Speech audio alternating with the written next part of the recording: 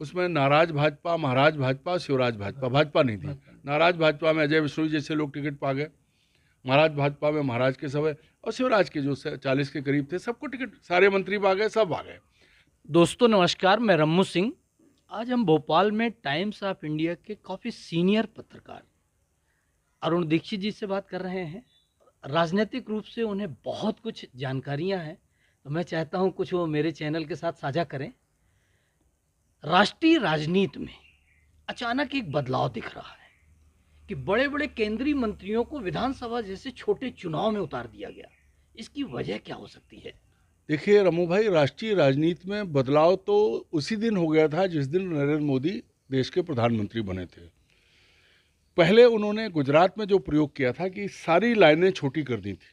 गुजरात के मुख्यमंत्री रहते हुए उन्होंने बीजेपी की गुजरात की जो लीडरशिप थी उसको ख़त्म किया। प्रधानमंत्री बनने के लिए जब वो दिल्ली चले तब रही बची, उन्होंने पहले आनंदीबेन पटेल को बनाया, उसके बाद विजय रूपाणी को बनाया, लेकिन जो स्थापित नेता थे वहाँ के उनको सबको किनारे किया और आखिर में भूपेंद्र पटेल को मुख्यमंत्री बना के उन्होंने सब खत्म कर दिया। पुरानी जो उनके समकालीन और उनसे वरिष्ठ थे कहीं नहीं है।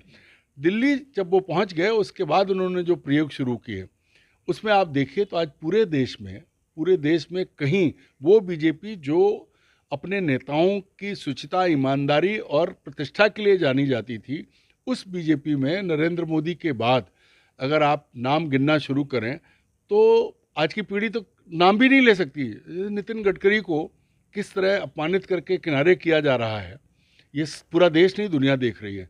राजनाथ सिंह जो उत्तर प्रदेश के बड़े नेता, भाजपा के 2 बार अध्यक्ष रहे, उनकी क्या स्थिति है आज, वो शोभा की वस्तु भी नहीं बचे हैं, मतलब सिर्फ हैं क्योंकि उनको निकाल नहीं सकते। यही स्थिति इन्होंने की है जो मध्य प्रदेश बीजेपी की नर्सरी था। अगर हम यहाँ 30 साल से हैं, राजमाता विजयाराजे सिंधिया, अटल बिहारी वाजपेयी, कुशाभाऊ ठाकरे, कैलाश जोशी, सुंदरलाल पटवा, प्यारेलाल खंडेलवाल, लखीराम अग्रवाल, एक बड़ा नाम है, शीतला सहाय, से पूरे प्रदेश के बड़े दिग्गज नेता यहाँ से निकले। पर आज उस मध्य प्रदेश की स्थिति यह है कि रघुनंदन शर्मा घर बैठे उन्हें कोई पूछ नहीं रहा है, गौरीशंकर शेजवार घर बैठे उन्हें कोई पूछ नहीं रहा है, विष्णुदत्त शर्मा जिनको जो सबसे युवा थे उन्हें अध्यक्ष बनाया तो उन्होंने पूरी पार्टी 35 साल 40 साल पे लाके छोड़ दी। तो जो बीजेपी जिसमें ये कहते थे कि 50 साल की उम्र तक आदमी युवा रहता है, दरी बिछाता है, कुर्सी लगाता है, वो 50 साल का नेता अप्रासंगिक हो गया क्योंकि उसके पास सामने 35 साल का 40 साल का युवा जिला अध्यक्ष बन गया और सारे युवा आ गए। हालांकि चेहरे देख के यहाँ भी फैसले बदले गए। तो अब जो हुआ है ये फैसला कि 8 बड़े नेता दिल्ली से नरेंद्र मोदी ने भेजे, तो पहला एक सामान्य सा तर्क ये है कि ये सब सीटें हारी हुई सीटें थी। एक रीति पाठक और प्रहलाद पटेल की सीट छोड़ दें तो बाकी सब हारी हुई सीट पे उतरे हैं। इसलिए चूंकि जीतना है, बहुत अहम चुनाव है, इसलिए इनको भेजा गया है। मान भी लेते हैं, पर मेरा ये कहना है कि सब 60 से ऊपर है। रीति पाठक युवा हैं, इनके अलावा सब पुराने हैं। तो 60 के बाद 50, 50 के बाद 40, 50, 40 के बाद 35 और 30, कोई नेता नहीं है आपके पास। आज आप एक तरफ कहते हैं कि बूढ़ों को मार्गदर्शक मंडल में जाना चाहिए, तो ये सब 60 से ऊपर वाले हैं। ये कौन सा प्रयोग है? इसके पीछे जो मेरा अपना मानना है कि नरेंद्र मोदी ने बहुत अच्छा एक प्रयोग किया कि शिवराज सिंह को उन्हें किनारे करना था। तो 4 महीने पहले अमित शाह ने कहा कि मध्य प्रदेश में सामूहिक नेतृत्व, शिवराज सिंह का नाम लेना बंद कर दिया था जुलाई अगस्त से, बात ही नहीं हो रही थी और ये मान लिया गया था कि शिवराज को हटा देंगे। राजनीति चूंकि आत्मसम्मान को खाती है, राजनीति की खुराक जो है किसी भी व्यक्ति का आत्मसम्मान है, तो शिवराज सिंह उसका अपवाद नहीं है। तो वो अपमान सहते रहे, चलते रहे। मोदी मंच पे भोपाल में जब इनका कार्यकर्ता सम्मेलन हुआ था, शायद 28 जुलाई की तारीख थी वो या अगस्त की, उस दिन मंच से नाम तक नहीं लिया। शिवराज सिंह पार्टी का लाखों कार्यकर्ता मौजूद था, मुख्यमंत्री हैं, बात अपनी कर रहे हैं। तो ये जो अपमान शुरू किया और सामूहिक नेतृत्व की बात की, तो उन्होंने एक साथ ये किया कि एक तो इन्हें अपमानित किया और इनके आसपास इनके समकालीन नरेंद्र तोमर, शिवराज सिंह युवा मोर्चे में रहे हैं, फिर दोनों प्रदेश अध्यक्ष रहे हैं, कैलाश भी ऐसे ही हैं, सतना से गणेश सिंह और राकेश सिंह प्रदेश अध्यक्ष रहे। गणेश सिंह की उतनी बड़ी भूमिका प्रदेश में नहीं रही है। रीति पाठक भी उस तरह से वो नहीं है, लेकिन वो सांसद हैं। फग्गन सिंह कुलस्ते बेचारे 30 साल पहले भी बड़े नेता थे, आज भी वही हैं। उनको आप बात करते हैं कि हमने द्रौपदी मुर्मू को राष्ट्रपति बनाया, आदिवासी को सम्मान दिया। यहाँ वो आदिवासी पिछले 30 साल से इस लेवल पे नहीं पहुँचा है कि आपकी कैबिनेट में उसको कैबिनेट रैंक मिल जाए, इंडिपेंडेंट हो जाए। तो ये जो अचानक ये सब बड़े थे, और मोदी 98 में, मतलब 25 साल पहले इनको यहाँ देख चुके थे, तो उन्होंने वहाँ ले जाके इनको सबको वापस भेज दिया। अब इससे उनके एक तीर से दो शिकार हैं। एक, दिल्ली में मध्य प्रदेश की सीनियर लीडरशिप खाली हो गई। कल को अगर बात आएगी तो अब एक वीरेंद्र कुमार बचे हैं, और बाकी सब फर्स्ट टाइमर है या सेकंड टाइमर है, अप्रासंगिक लोग हैं। तो अगर ये लोग जीत गए तो यहाँ शिवराज सिंह के आसपास एक आधा दर्जन मुख्यमंत्री चेहरे खड़े हो गए, और अगले 5 साल बाद ये इस स्थिति में नहीं होंगे कि ये दिल्ली की तरफ मुंह कर सकें या मोदी की तरफ देख सकें। और अगर ये हार गए तो आप देखिए मैदान साफ हो गया, सब घर बैठो, अब आप ना दिल्ली लायक हो ना कहीं कुछ हो। तो नरेंद्र मोदी ने बहुत अच्छे से, और इससे फायदा क्या होगा कि जैसे उन्होंने हरियाणा में, गुजरात में, पहले उत्तराखंड में और दूसरे छोटे राज्यों में जो प्रयोग किया कि कोई लीडरशिप नहीं, किसी को भी जो उन्होंने बता दिया वो नेता बन गया। अकेला उत्तर प्रदेश ऐसा है जहां योगी आदित्यनाथ सीधे खड़े हुए हैं, अन्यथा आप देख लीजिए 4 राज्य हैं बीजेपी के पास। असम, वो जो हेमंता बिस्वा शर्मा कांग्रेसी है, और वो अपनी दम पे उसने मुख्यमंत्री कुर्सी इनसे लिए, वहाँ समझौता किया इन्होंने। उसके बाद गुजरात में वो भूपेंद्र पटेल, जिनको कोई नेता नहीं मानता था, चूँकि मोदी ने बनाया, वो बन गए। और उसके पीछे ये भी रहा कि देश में गुजरात का शासन है, गुजराती अस्मिता की वजह से वो सरकार आई।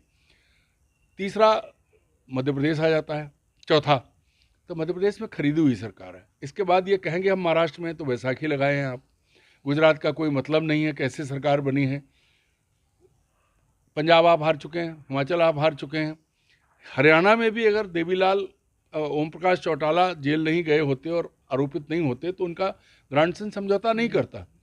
तो हैं कहाँ आप? लगातार आपका दायरा समेट रहा है। नॉर्थ ईस्ट में त्रिपुरा में आपकी सरकार से कोई मतलब नहीं है, और आपकी खासियत ये भी है कि आपके जहाँ 2 सदस्य नहीं, वहाँ भी आप अपनी सरकार बना रहे हो पूर्वोत्तर राज्यों में।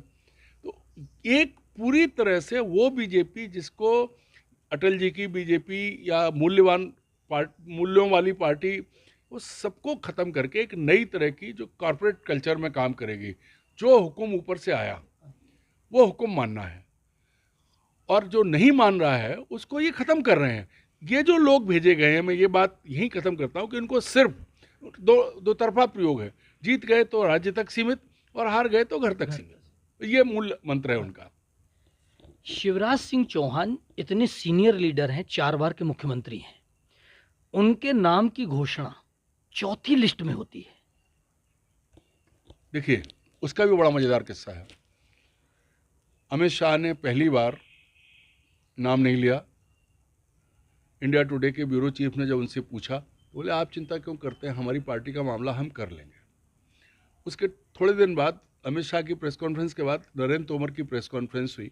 मैं उन्हें 30 साल से जानता हूँ, हम उम्र हैं, तो मैंने उनसे पूछा कि भाई हमें सिर्फ इतना बता दीजिए कि जब 2003 में आप निकले थे तब भी आपकी बारात जो थी उसमें दूल्हा था, फिर 8 में दूल्हा था, फिर 13 में दूल्हा था, फिर 18 में दूल्हा था, 23 आते आते बिना दूल्हे की बारात क्यों? तो उन्होंने स्पष्ट कहा कि अरुण जी, मैं तब तक वो चुनाव प्रभारी थे, चुनाव अभियान समिति के मुखिया थे। बोले मैं आपके सवाल का जवाब नहीं दे सकता, सबके अपने अपनी भूमिकाएं होती हैं। अध्यक्ष भी बैठे थे, बोले इनका कुछ काम है, मेरा कुछ काम है, और ये फैसला केंद्रीय नेतृत्व करेगा, पर आप निश्चिंत रहिए, हम सब कर लेंगे। उन्होंने कहा मेरी चिंता नहीं है, मैं तो पूछ रहा हूँ। तो ये जो खेल है इसके पीछे मेरा अपना व्यक्तिगत तौर पर मानना है। आप अगर देखें, शिवराज सिंह चौहान 90 में विधायक चुने गए थे। उसके बाद जब अटल जी ने विदिशा सीट छोड़ी तो उसके 91 का बाई इलेक्शन था, 92 का बाई इलेक्शन, 92 में वो सांसद बने। 92 से लेकर 2005 मतलब 2005 तक 13 साल वो सांसद थे।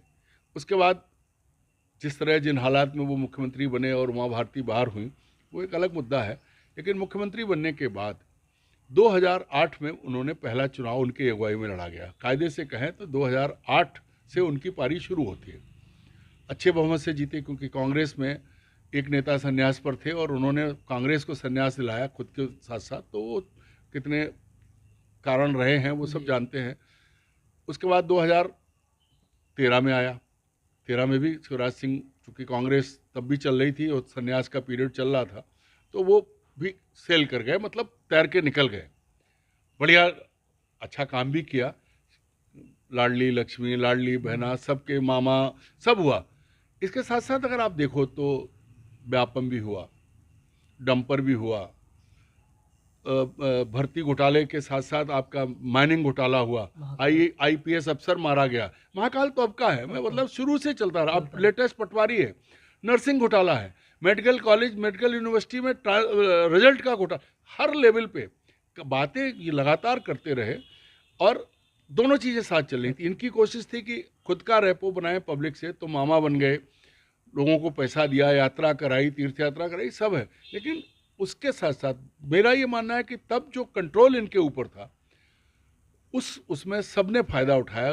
उन घोटालों में राष्ट्रीय स्वयंसेवक संघ के पदाधिकारियों से लेकर और पूरा संगठन शामिल था, इसलिए किसी ने कुछ नहीं कहा। तब 18 में नहीं सोचा गया कि शिवराज सिंह जो हैं 13-12 साल हो गए इनको, 13 साल अब इनको इनकी जगह किसी दूसरे को चेहरा लाए। पर तब तक ये चीज़ हो चुकी थी कि शिवराज सिंह चौहान का चेहरा उतना सफ़ेद नहीं है, उतनी चमक नहीं है, और वही परिणाम हुआ। वोट बीजेपी को ज़्यादा मिले लेकिन सीट कांग्रेस को मिली। अब 15 महीने के बाद कमलनाथ की सरकार गिरी, खरीद फरोख्त हुई, वो सब दिल्ली की भूमिका थी, सब जानते हैं, पूरी दुनिया जानती है। लेकिन तब संग अड़ गया, क्योंकि जिसको अमित शाह एंड कंपनी मुख्यमंत्री बनाना चाहते थे उस व्यक्ति में वो तैयार नहीं थे। चूँकि इन्होंने सबकी सेवा की है तो समझौते के तौर पर फिर मुख्यमंत्री बन गए। अब 3 साल बाद अगर कोई भी थोड़ा सा आत्मसम्मान वाला व्यक्ति होता तो सब बराबरी की स्थिति में आने के बाद वो बात करता है। लेकिन शिवराज सिंह चौहान ने मोदी को भगवान बता दिया, मोदी के आगे घुटने टेक दिए, सब कुछ वही किए। पर जब नाम नहीं आया और चौथी लिस्ट की बात आई, इतनी बड़ी बात मैंने इसलिए की है, तो आप 5 अक्टूबर को जबलपुर में थे नरेंद्र मोदी। तब तक उससे पहले शिवराज अपने इलाके में जो उनका चुनाव क्षेत्र है उसमें पूछ चुके, मामा जब चला जाएगा तब बहुत याद आएगा, ऐसा मामा नहीं मिलेगा। अच्छा मैं चुनाव लड़ूं कि नहीं लड़ूं, ये बातें कर चुके थे। उनको हिम्मत कहाँ से मिली, संघ ने मदद की, किसने की? उन्होंने पहली बार 5 अक्टूबर को जबलपुर की रैली में नरेंद्र मोदी के सामने पूछा पब्लिक से, बताओ मेरी सरकार कैसी चल रही है, अच्छी चल रही कि नहीं चल रही है। तब नरेंद्र मोदी के कान खड़े हुए, उस दिन नहीं रुके। ठीक अगले दिन डिंडोरी में शिवराज सिंह लाडली बहना योजना के उसमें गए थे, तब तक आचार संहिता नहीं लगी थी, तो सरकारी आयोजन था। वहाँ वो उससे और आगे बढ़े, बोले बताओ हमारी सरकार कैसी चल रही है, अच्छी चल रही है, बुरी चल रही है, मामा को मुख्यमंत्री बनना चाहिए कि नहीं बनना चाहिए? बनना चाहिए। अगला सवाल पूछा, मोदी को प्रधानमंत्री बनना चाहिए कि नहीं बनना चाहिए? फिर उससे आगे बोले कि जो हमारा साथ देगा हम उसके साथ देंगे। सार्वजनिक डायलॉग के बाद वो चौथी सूची आई, उसमें 57 नाम थे और ज़्यादातर उसमें नाराज भाजपा, महाराज भाजपा, शिवराज भाजपा, भाजपा नहीं थी।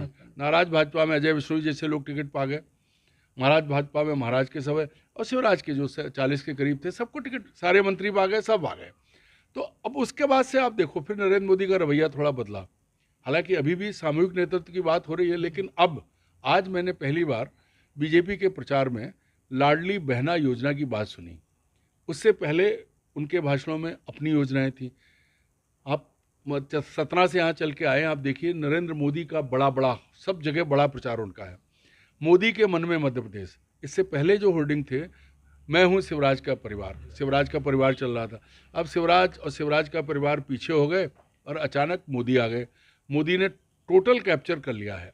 तो अब इसके पीछे जो आपने कहा चौथी लिस्ट ये थी कि अगर इनको ये पलट के नहीं पूछते तो हम लोगों में ये बात की चर्चा हुई थी कि ये चुनाव, चूंकि जब इन्होंने खुद ही पूछा कि लड़ना चाहिए कि नहीं लड़ना चाहिए, तो ये भी संभव था कि इनको भी किनारे कर दिया जाता। लेकिन चूंकि चुनाव 5 महीने बाद जो होना है, नरेंद्र मोदी की पूरी नज़र उस पर है, इसलिए उन्होंने चलो ठीक है अब इनको भी आने आ देते हैं। मुझे ऐसा लग रहा था कि शिवराज सिंह चौहान नाम घोषणा को लेके सदमे में थे। जैसे ही उनके नाम की घोषणा हुई, दूसरे दिन वो ऋषिकेश में गंगा जी के किनारे शांति प्राप्त करने पहुंचे। नहीं, मैं इसको दूसरी तरह मानता हूँ। जी पिछले कुछ सालों में शिवराज सिंह चौहान, मतलब वो शब्द बुरा है, लेकिन अंधभक्त की तरह नरेंद्र मोदी को फॉलो कर रहे हैं। आप पत्रकार हैं और बहुत चीज़ों पे आपकी नज़र है। भाषण की शैली, सभा स्थल की शैली और प्रचार की टीम, प्रचार का तरीका, टोटल जिस तरह से नरेंद्र मोदी जी के लिए सब स्क्रिप्टेड होता है, वैसे शिवराज सिंह के लिए तो पूरी तरह वो फॉलो कर रहे थे। और हम लोग ये मान रहे थे कि कल को कुछ होगा। तो एक बार तो लालकृष्ण आडवाणी ने 2009 में कहा था कि हमारे पास 2014 में कहा था कि ये जो हैं बहुत आगे जाएंगे, हमारे पास नरेंद्र मोदी के अलावा बहुत सारे लोग हैं पीएम बनने के। हाँ, तो वो जो चीज़ है, शिवराज सिंह ने सरेंडर किया और उनके पीछे खड़े हुए और उनको फॉलो किया। लेकिन जब नरेंद्र मोदी को ये लग गया कि अभी रायता फैल जाएगा, और बीजेपी 18 में भी हारी थी, उसके बाद 19 में जैसी जीती, इससे पहले कभी नहीं जीती थी। और मैं अभी भी ये कहता हूँ कि तैयारी जो पिछले 6 महीने से केंद्रीय स्तर पर थी, जो लोग आए, 230 विधायक आए, केंद्र के पदाधिकारी आए, सब अभी भी आ रहे हैं, घूम रहे हैं, वो मई 2024 के चुनाव के लिए हैं, 23 के लिए नहीं है। 23 उनके लिए मायने नहीं रखता है। और शिवराज सिंह भी जो है, उन्हें मालूम है कि उनकी आखिरी इनिंग है, क्योंकि वो इतनी हिम्मत नहीं दिखा सकते कि वो शंकर सिंह बाघेला बन जाएं। और उनकी नीयत यही है कि वो जीत जाएंगे, या तो संघ उनकी मदद करे, क्योंकि संघ की बहुत मदद की है। पिछले 17 साल में राष्ट्रीय स्वयंसेवक संघ से जुड़े संगठन, उसके अनुसांगिक संगठन मध्य प्रदेश में जितने संपन्न हुए हैं, शायद देश के किसी कोने में नहीं है। एक नाम आपने यूपी के योगी आदित्यनाथ जी का लिया। मुझे ऐसा लग रहा कि दूसरी पारी में उनकी भी सीमाएं बांध दी गई हैं, वो उस स्तर पे नहीं दिख रहे हैं जो पहली पारी में दिख रहे थे। मैं उत्तर प्रदेश का रहने वाला हूं। मैं एक सिंपल सी बात बताता हूं कि बीजेपी ने अपने चुनाव अभियान में घोषणा की थी, घोषणा पत्र था कि किसानों के बिजली के बिल माफ़ करेंगे। आज तक नहीं हुआ है। और जो बिजली का मंत्रालय है वो ए.के. शर्मा के पास है, जो नरेंद्र मोदी के मातहत काम कर चुके आईएएस अफसर थे। ऐसा ही नगर निवेश उनके पास है। तो कई शहरों में बड़ी तोड़फोड़ हुई। तो अंदर जो काम चल रहा है, नरेंद्र मोदी पहले उन्हें उप मुख्यमंत्री बनाना चाहते थे, उन्हें मुख्यमंत्री बनाना चाहते थे, लेकिन उत्तर प्रदेश में योगी आदित्यनाथ की ताकत के सामने मोदी की चली नहीं, क्योंकि संघ योगी के साथ है। तो वहाँ भी अब योगी के ऊपर इतने कंट्रोल हैं कि अब अगर किसान गाली दे रहा है तो बाबा को गाली दे रहा है। ए.के. शर्मा को कोई नहीं जानता है। और बाबा की ऐसी परिस्थिति है कि वो ये नहीं कह सकते कि ए.के. शर्मा सब कर रहे हैं, क्योंकि चेहरा उनका आगे है। पर एक ये भी है कि नरेंद्र मोदी को अगर कोई रिप्लेस करेगा तो योगी आदित्यनाथ करेगा, और बहुत जल्दी करेगा। ये चीज़ उनको बहुत बेहतर ढंग से समझ रहे हैं, क्योंकि जो डिमांड योगी आदित्यनाथ की पूरे देश में हो रही है, और नरेंद्र मोदी के बाद दूसरे नंबर पे आज उन्हीं का नाम आ रहा, इस कारण उनको सीमित किया जा रहा। इसलिए उनको जैसे नितिन गडकरी को जी, मतलब मंत्रालय के भीतर और उसके बाद उनको लगातार किनारे किया गया, उनको अपमानित किया गया। लेकिन फिर भी चूंकि वो तो नागपुर के ही रहने वाले हैं, पर योगी उस तरह के नहीं है। योगी में उतनी गहराई नहीं है जितनी नितिन गडकरी में है। मैंने योगी आदित्यनाथ की हिंदू सेना भी देखी है, और मैंने उनको संसद में दिल्ली में रोते हुए भी देखा है, जो वहाँ उनका जो चढ़ाव, जिस तरह के संघर्ष हुआ है। लेकिन अभी भी वो कुर्सी पर इसलिए बने हुए हैं कि राष्ट्रीय स्वयंसेवक संघ को लगता है कि मोदी की तुलना में योगी ज़्यादा घातक होंगे। और योगी ने मुसलमानों के साथ जो उत्तर प्रदेश में किया है, उसकी पूरे देश में मिसाल लेके बीजेपी भोपाल में वही हो रहा है, जहाँ जहाँ उनकी सरकार है वही कर रहे हैं। तो मोदी के लिए योगी को साइडलाइन कर पाना शिवराज के साथ वो नहीं संभव है। लेकिन वो उन्होंने उनको रोकने की कोशिश के लिए ए.के. शर्मा बैठे हैं, और बनारस से एक पैरेलल सरकार चलती है। 3-4 मंत्रियों को केंद्र से हटाया गया, उसके कारण आज तक मैं नहीं समझ पाया हूँ। प्रकाश जावड़ेकर, राजीव प्रताप रूडी, आपके रविशंकर प्रसाद और अब्बास नकवी, ये 4 नाम। और गंगवार।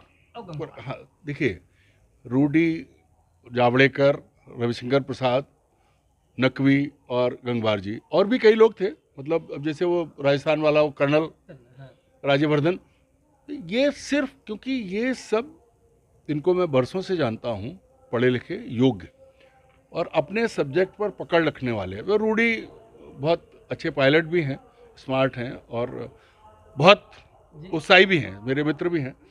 जावड़ेकर जी भी उतने, मतलब आम तौर पर जिस तरह का कार्यकर्ता, जिस तरह का सांसद या मंत्री नरेंद्र मोदी को चाहिए, या तो वो मनसुख मंडाविया जैसा हो, या हमें भी बहुत सारे नाम याद नहीं हैं, सब या फिर वो टेनी मिश्रा जैसा हो। तो ये लोग थे, इनके पास अपनी बौद्धिक क्षमता थी और इन्होंने प्रूव किया था बरसों में, और सब अपने अपने क्षेत्र के महारथी हैं, इसलिए इनकी लाइन छोटी कर दी। इसके अलावा क्या कर सकते थे? क्योंकि जब ये बात करते तो सबको पता लगता कि नरेंद्र मोदी से बेहतर बात करते हैं, इनको अपने सब्जेक्ट की पकड़ है और इन्हें बात करते हुए टेलीप्रॉम्प्टर नहीं चाहिए, एकमात्र लाइन छोटी करनी है बस। आप बताइए ना, आज की कैबिनेट में कभी आपने राजनाथ सिंह का कोई भाषण सुना? कभी कहीं उनको एक्सपोजर मिल रहा है? नहीं मिल रहा है। दरअसल वो नरेंद्र मोदी जो अपने सामने कैमरे के बीच में अपने सिक्योरिटी अफसरों को भी नहीं आने देते हैं, वो अपने पैरेलल कैसे, दूसरी कुर्सी नहीं लगती है। ये उनका अपना डर है कि ये योग्य हैं, इनके आगे जब ये बात करेंगे और इनके आगे रहते हुए मेरी छवि थोड़ी कमज़ोर होगी तो वो हटा देते हैं, और कोई वजह नहीं थी, कोई करप्शन चार्ज नहीं, कोई और बात नहीं, उनकी योग्यता उनकी दुश्मन बन गई। आखिर यह दिशा इस देश में कहाँ तक हमारी राजनीतिक दिशा को तय करेगी, जो दशा वर्तमान में चल रही है? देखिए, मेरा ये मानना है कि ये हम आज बड़े खुश हो रहे हैं कि राम मंदिर बन गया, कश्मीर से धारा 370 हट गई, मुसलमानों को हमने बिल्कुल फिट कर दिया, और हिंदू हिंदू हिंदू राज, इसमें हर हिंदू जिसको लगता है वो सबको, और उनके अंदर ये हवा भरी जा रही है कि जो कुछ हुआ है। लेकिन व्यक्तिगत तौर पर टाइम्स ऑफ इंडिया के साथ 4 दशक की पत्रकारिता और 6 दशक का अपना जीवन, मुझे ये महसूस होता है, और मैं डंके की चोट पे ये कहता हूँ कि ये इस देश के लिए बहुत खतरनाक दौर है। हमारा देश जिसमें गंगा जमनी संस्कृति है, जिसमें लोग मिलजुल के रहते हैं, उसमें मतभेद शुरू से हैं, लेकिन जिस तरह से एक तरफा कार्रवाई करके कुचला जा रहा है, चाहे वो मणिपुर हो और चाहे उत्तर प्रदेश, मध्य प्रदेश, कहीं भी, तो ये जो है, इससे ये देश एकजुट कैसे रहेगा? क्या ये संभव है कि 20 करोड़ मुसलमान, क्या उनके लिए आप नया देश बनाएंगे? और क्या आप उन्हें 2म दर्जे का नागरिक बना के रख सकते हैं? मणिपुर की आबादी 30-40 लाख है, वहाँ आपकी सरकार है, वहाँ आज जो विभाजन हुआ है कुकी और मैती के बीच में, उसकी तरफ ये सरकार देख नहीं रही है। एक छोटा सा राज्य जहाँ 2 समुदाय लड़ रहे हैं, और यहाँ फिर 20 करोड़ लोग, और बाकी जो 130 करोड़ हैं वो सब उस धारा पे चलने वाले नहीं हैं कि हमें मुसलमान मारना है। तो ये जो विभाजक रेखा जिन्होंने खींची और जहाँ इस देश को ले जा रहे हैं, ये इस देश के लिए इतना घातक होगा कि आगे आने वाली पीढ़ियाँ इसका खामियाजा भुगतेंगी, क्योंकि इनकी पीढ़ी तो है नहीं, और जो है दूसरे जैसी व्यवस्थाएं हैं, किसी को व्यक्तिगत तौर पर मैं लांछित करके नहीं कहता, लेकिन उनका क्या होगा जिनके पास वो विकल्प नहीं कि वो अपनी ज़मीन नहीं छोड़ सकते, जो कहीं और नहीं जा सकते।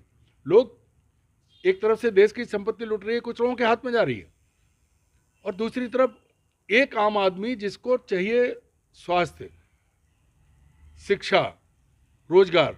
आप डंके की चोट पे कहते हैं कि मैं 80 करोड़ लोगों को मुफ्त भोजन दे रहा हूं, और दुर्भाग्य ये है कि कोई खड़े होकर ये नहीं पूछ रहा है कि आपने उद्योगपतियों का कितना कर्जा माफ किया, कितने लाख करोड़ का, उस पर कितना खर्चा हुआ है, और इस पे 80,000 करोड़ पे लोगों को खाने पे कितना खर्चा हुआ है। ये जो है, ये सवाल, चूंकि सब कुछ राम नाम पर, राम कभी भी अधर्मी या अधर्म की नीति पर नहीं चले। पिता का कहा मानने के लिए, धर्म की जय बनी रहे, धर्म का सम्मान बना रहे, उन्होंने सब कुछ छोड़ा, और ये राम की आड़ लेके राम को बदनाम कर रहे हैं, और यही इस देश के लिए राम को इन्होंने विलेन बना दिया है। आज राम जिनको लेकर के मैं जिस जगह से आया हूं, हम लोग मुसलमानों को ईद की राम राम बोलते थे और वो भी राम राम करते थे, पर आज राम राम दंगे की वजह बन रहा है। ये इनकी उपलब्धि है और ये इस देश के लिए हर दृष्टि, क्योंकि हम लोकतांत्रिक सर्वधर्म संभाव वाले देश हैं, हमारे यहाँ सारे समाज मिलजुल के रहते आए हैं, छोटी बहुत लड़ाइयाँ झगड़े सब में रहते हैं, लेकिन जो परिस्थिति बना दी है वो कम से कम देश के लिए तो घातक है। एक कठिन प्रश्न और आपसे पूछना चाहता हूँ। द केरल स्टोरी एक फिल्म बनी, 10 साल में 30,000 महिलाएं हमारे देश से बाहर गईं, जो आतंकवादियों तक भी पहुंच गईं। आखिर आतंकवादी उन्हें यहाँ लेने आए थे या वो यहाँ से गईं कैसे?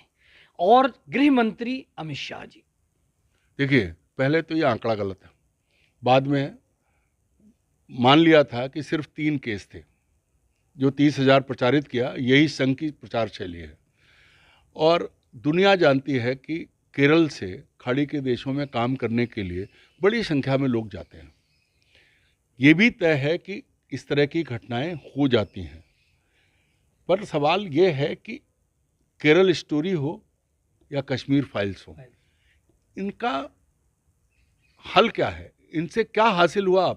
आपने कश्मीर की जो दिखाई उसमें भी असत्य था, लेकिन चूंकि निर्माता ने पैसा कमा लिया, उसके बाद क्या हुआ? अब 370 हटाने के बाद आज कश्मीर किस हाल में है।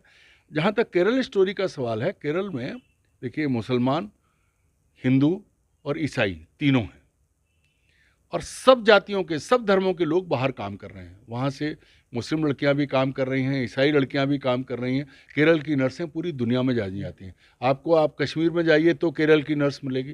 तो वो सब जगह काम के लिए निकलें, और इसमें भी कोई शक नहीं है कि जब महिलाएं बाहर काम करने जाती हैं तो विदेश में, मुस्लिम कंट्रीज में तो छोड़िए, जब अपने देश में दिल्ली में आदिवासी लड़कियों का शोषण होता है तो इसमें भी कोई वो नहीं है। लेकिन इतना बढ़ा चढ़ा के इस चीज़ को पेश करना ये गलत है, और इससे घृणा फैली। अगर आप करते कि हाँ भाई ऐसा हुआ है, तो फिर आप क्यों शेख के गले में जाके हाथ डाल रहे हैं? क्यों उनके साथ वो बात कर रहे हैं? होना ये चाहिए कि ऐसी चीज़ें, इनका समाधान खोजिए, आप इनको रोकने की कोशिश कीजिए। इनको फिल्म बना के पूरे समाज को, पूरी दुनिया में बदनाम क्यों कर रहे हैं? केरल स्टोरी का सच ये है कि 3 महिलाएं थीं, तीनों के केस थे, और ऐसे केस हो रहे हैं। क्या आज भोपाल में ले लीजिए, कल परसों खबर छपी है जिसमें मानवाधिकार आयोग ने संज्ञान लिया है कि हमीदिया अस्पताल के एक डॉक्टर के पास लड़की दिखाने आए, उसने उसे बंधक बना के 20 दिन तक उसके साथ बलात्कार किया, और कहीं कोई खबर नहीं है। सतना की वो लड़की उज्जैन पहुंच गई, उसके साथ कितना भयंकर व्यवहार हुआ, और ये मामा की सरकार, उसको एक मुआवजा नहीं मिला, एक भी सहायता किसी ने नहीं दी। वो रेड क्रॉस से सहायता दिलवा दी, ऐसा कलेक्टर कह रहा है। उसको इलाज के लिए अस्पताल जाना था, कलेक्टर कहता है मेरी जिम्मेदारी नहीं है, और उसके बाद आप कहते हैं मामा के रहते कोई कुछ नहीं कर सकता। इससे बड़ा हास्यास्पद क्या हो सकता है? और दूसरी चीज़, इसी उसमें कल फोटो आए हैं कि जिसका उद्घाटन कर दिया महाकाल के महालोक परिसर का, वो अभी तक बना ही नहीं है, सब अधूरा पड़ा है। भास्कर अखबार ने सब किया है। तो ये जो दोगलापन है, मैं बहुत खराब शब्द है, इसको अच्छा नहीं माना जाता, इसके लिए कोई और दूसरा शब्द मुझे नहीं लगता है, कि भगवान को भी आप नहीं छोड़ रहे हो, कुर्सी के लिए आप वो सारी चीज़ें कर रहे हो। अरे जिन मुद्दों पर आप करो, ठीक है, आपने सारे लोग बनाए। जिस बुधनी क्षेत्र से शिवराज सिंह जी आते हैं, उसमें सलकनपुर देवी का मंदिर है, वहाँ से करोड़ों रुपए की चोरी हो गई, उसका हाल तक नहीं निकला। तो देवी देवताओं को तो बख्श दो भाई। ये सबसे बड़ी चीज़ है कि जो कह रहे हैं हो कहीं नहीं रहा है। आप देखिए केंद्र का उदाहरण, ब्रजभूषण शरण सिंह के खिलाफ लड़कियां महीनों तक रोईं, इस देश के प्रधानमंत्री के मुंह से एक शब्द नहीं निकला। मणिपुर में महिलाओं की नंगी परेड हुई, इस देश का प्रधानमंत्री एक शब्द नहीं बोला। इससे ज़्यादा शर्मनाक क्या हो सकता है? मैंने डीजीपी के यहाँ एक आरटीआई लगाया कि पूरे एमपी में 20 साल में कितने मंदिरों में या धार्मिक स्थानों में चोरी हुई और जघन्य अपराध हुए, हत्याएं हुई। तो उन्होंने सतना एसपी को मेरी आरटीआई दे दी, और सतना एसपी ने एक एक थाने में वो आरटीआई बांट दिया, और एक एक थाने से मुझे सिर्फ सतना की जानकारी मिली। बाद में मुझे लगा कि डीजीपी वो जानकारी नहीं देना चाहते हैं, तो मैंने फिर विधानसभा उठवाया। तो डीजीपी उस विधायक से कहते हैं कि कोई पर्सनल हो तो आप बताओ, और ये क्वेश्चन मत करिए। बहुत बुरे हालात हैं। बहुत बुरी इस पे कुछ कहना मतलब कुछ मतलब नहीं है कि यहाँ जो कुछ हो रहा है, ऐसी चीज़ें हो रही हैं जो आपकी कल्पना से परे हैं। होना ये चाहिए कि पुलिस जो है, अब आपने देखा एक नया फैशन आया, पुलिस परेड निकालती है। हाँ, पुलिस को परेड निकालने की क्या जरूरत है? पुलिस की मौजूदगी लोग महसूस करें, पुलिस का डर हो। भाई इसी संदर्भ में कहता हूं कि शिवराज सिंह चौहान डंके की चोट पे कहते थे बलात्कारी को फांसी देने के लिए हमने फांसी का कानून बना दिया। नरेंद्र मोदी ने उस कानून को केंद्र स्तर पर बना दिया लेकिन आज तक मध्य प्रदेश में 30-32 बलात्कारियों को फांसी की सजा तो हुई, पर वो उसके बाद सब अटक गया। सरकार ये फॉलो नहीं कर पाई कि जिसको लोअर कोर्ट ने सजा दी है वो आगे जाके सजा में तब्दील हो। बस दावा कर लिया। आप एक और सवाल मैं आपसे कहता हूँ, आपने आरटीआई की बात की। जब मैं ये कहूँ कि मेरी भांजी, मेरे भांजे, मेरी बहनें, और उसके बाद बलात्कार की सूची में बच्चियों से, महिलाओं से देश नंबर 1 हो, तो शर्म किसे आनी चाहिए? मामा को या उन भांजियों को? क्या कहूँ? चलिए एक अंतिम प्रश्न, चुनाव पे आते हैं। ये चुनाव किस दिशा की ओर देखिए क्या कह रहा है? देखिए ये चुनाव जो है, अगर आप सरफेस पे देखेंगे तो ये चुनाव भाजपा का चुनाव है। चारों तरफ धन बल में, मतलब राजनीतिक ताकत में, पदों के दुरुपयोग में, हर तरफ से भाजपा इतनी ताकतवर है कि बीजेपी कांग्रेस अपने आप चुनाव मैदान से बाहर है। शक्ति का इतना असंतुलन है, और इनका प्रचार तंत्र और इनके साथ इनकी जो आईटी सेल और वो, और फिर मीडिया चूंकि दबाव में है, इनके साथ है, तो वो चीज़ जो इनका झूठ है वो सब सच हो जाता है। और सबसे दुर्भाग्य की बात यह है कि डंके की चोट पे प्रधानमंत्री झूठ बोलते हैं और उसको मीडिया दिखाता है। तो उस दिशा से कहें तो कांग्रेस बहुत पीछे है, नहीं है, लेकिन जनता के मन में कांग्रेस है। जनता कांग्रेस को जिताएगी। कांग्रेस के नेता कुछ भी गड़बड़ करें, अभी तक जो स्थिति है वो जनता कांग्रेस के साथ खड़ी है, और इसी वजह से कांग्रेस चुनाव मैदान में है। अगर ताकत के हिसाब से देखें तो कांग्रेस बाहर हो चुकी है, लेकिन जनता हर क्षेत्र से, जो सर्वे भी आए हैं, हर क्षेत्र से जनता कांग्रेस को आगे लाती दिख रही है। बाकी वक्त बताएगा। बहुत बहुत धन्यवाद, आपने इतना समय दिया। बहुत अच्छा लगा आप आए। मुझे लगता है कि बहुत बातें हो गई जी। और आप दिखाएंगे। निश्चित। चलिए, बहुत धन्यवाद।